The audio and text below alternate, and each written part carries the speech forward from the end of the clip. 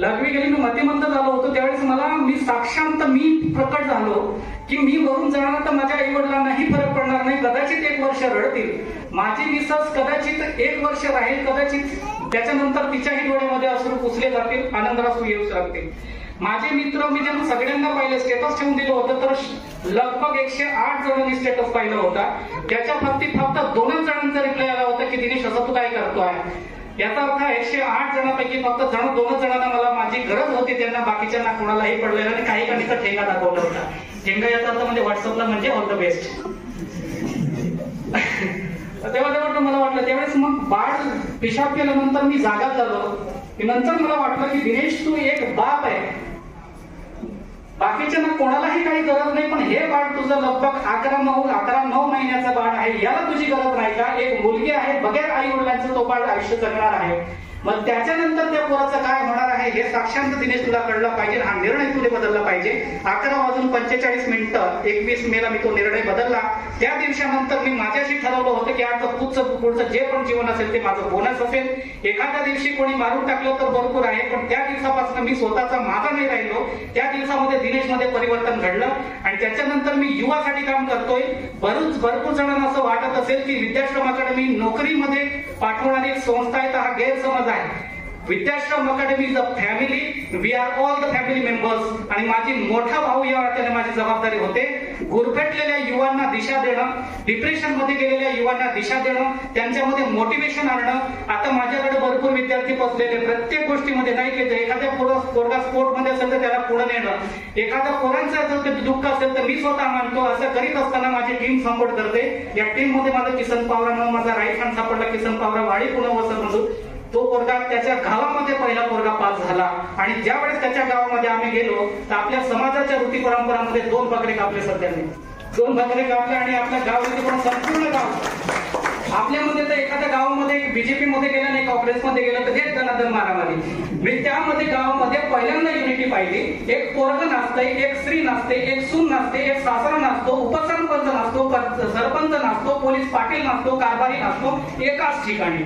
हे म्हटलं जबरदस्त, एवढी जबरदस्त त्या गावाची युनिटी होती, कोणत्याही प्रकारचा भेदभाव नाही. एवढं जबरदस्त मी त्या पहिल्या त्यांच्या गावामधला तो किसन पावरा म्हणून SRPF मध्ये सिलेक्शन झालेला. त्याचे 2 बाळ घरी ठेवत असताना बायकोला घरी ठेवत असताना तो यशस्वी होतो. माझ्या इकडे तोरणमालमध्ये सगळ्यात एज्युकेशन मध्ये कमी असलेला जो क्षेत्र आहे त्याच्यामध्ये विजय पावरा म्हणून हा पोरगा वय वर्ष 19व्या वर्षी सिलेक्शन होतो. ओपन गटामधून कॅटेगरीचा कोणताही आधार न घेता. काजल पवार म्हणून ही पोरगी BA ग्रॅज्युएशन मध्ये विजय बॅक लागलेले आहे. ती पोरगी मेहनत करते, 1.5 वर्ष मेहनत करते आणि ती पोरगी त्या पोरीचं सिलेक्शन होतं. धुळे वन विभागामध्ये 3 जिल्हे येतात, नंदुरबार, धुळे आणि जळगाव, आणि त्याच्यामध्ये ती पोरगी 4थ्या क्रमांकाने पास होते, ओपन गटामध्ये सिलेक्ट होते. माझ्या ठिकाणी येतो कैलास पावरा म्हणून आहे, बिलगावचा नर्मदा काठीचा. तो पोरगा येतो, कंपनीमध्ये जाणार असतो. त्याला मी म्हटलं की तू थांब, आपण मिळून प्रयत्न करू. आणि प्रयत्न केल्यानंतर शेवट लास्ट इयर आहे त्याचे 32 इयर्स, 32 वर्ष लास्ट असायचं. त्याला म्हटलं मिळून प्रयत्न करूया. केला आम्ही प्रयत्न. त्याच्यानंतर त्या पोराचा कटअप येतो 108 आणि 108 वाचा पोरगा एक वेटिंगला एक सिलेक्शन लिस्ट मध्ये. त्यावेळेस मी त्याला सांगतो की त्याचं सिलेक्शन झालंय आणि एकाचं राहिलेलं, याचा अर्थ वय जास्त म्हणून त्याचं सिलेक्शन झालं 108 वर.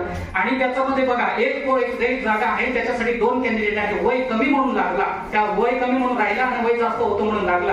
एवढी जबरदस्त 30व्या वर्षी सिलेक्शन झाले तो पोरगा. ज्यावेळेस तो पास झाला तेव्हा आपण अक्षरशः आम्ही पण रडलो. प्रत्येक विद्यार्थी पास झाल्यानंतर आमची एक रीत आहे की आम्ही रॅली काढतो.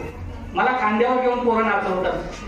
मग हे क्षेत्र हे अनमोल क्षेत्र आहे. त्या पोरांच्या आई वडिलांकडे मी जातो, त्या आतुरतेने मला खाऊ लागतात. आमच्या सोबतीला आई वडील बसतात, भाकरी सोबत नाही तर चटणी सोबत आम्ही भाकरी खातो. एवढं सुखांत आयुष्य मी तर स्वतःला नशीबवान मानतो की आता जे पण जगतो ते बनत जगतोय.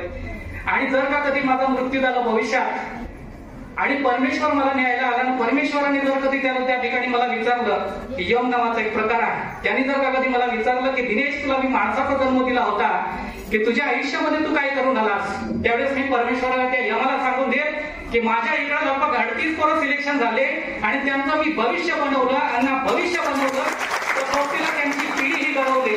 परमेश्वरा म्हटलं माझा जन्म सफल झाला का नाही तू ठरव. ते डिपार्टमेंट पॉलिसी ते त्याला मी दिलं. असे भरपूर गरीब पोरं आहेत. हॉस्टेलचा एक बघण्याचा दृष्टिकोन आहे. आपल्या आदिवासी हॉस्टेलची जी मुलं आहेत त्यांच्याकडे डायरेक्टली आपली पोरं बघतात. आपली ती जी ज्येष्ठ मंडळी आहेत त्यांना निगेटिव्ह दृष्टिकोनातून बघतात. आपण तुम्ही साध्या हॉस्टेलला आतापर्यंत कोणी पोरं लागलेलं नव्हतं, पण आपल्याकडे मी 8 पोरं साध्या हॉस्टेलचे झालेले आहे. नजरिया बदलो, नियत बदलो. तुम्ही बदलला, मी बदललो ना. मी बदललो असेल तर 1000 पोरं माझ्या अंडरमध्ये प्रत्यक्ष अप्रत्यक्षरित्या शिकतात. मी परिवर्तन झालो तर समाजाला परिवर्तन करू शकतो. दुसरं, माननीय आपल्या खासदार साहेबांना एक कडकडीची विनंती आहे. मला कोणत्याही क्षेत्राशी संबंध नाही, ना राजकारणी क्षेत्राशी नाही. जोपर्यंत जगेल अंतिम श्वासापर्यंत शिक्षण या क्षेत्रामध्ये सर मला काम करायचं आहे. मी आता नंदुरबार मध्ये बघा, समाजाला परिवर्तन करायचं असेल तर काय करावं लागेल? शिक्षण हे क्षेत्र तुम्ही सोडू शकत नाही. समाज परिवर्तन करायचं असेल तर कसं आहे? शिक्षण हा मुद्दा घ्यायचा. आपली पिढी कुठं घडते? आश्रम शाळा वापरता याची माझं 10वी झालाय आणि त्याच्यानंतर हॉस्टेलला शिक्षण झालंय. पण परिस्थिती बघा त्या ठिकाणची. आता मी पुढचं सर, माझी टीम आणि मी संपूर्ण नंदुरबार मध्ये सगळे आश्रम शाळा असतील, चेडपी शाळा असतील, हॉस्टेल्स असेल, त्या ठिकाणी आम्ही जाण्याचा प्रयत्न करतो आहे. कोणत्याही प्रकारचं नाही. आम्हीच आमच्या खिशातलं जे पण होईल तेवढा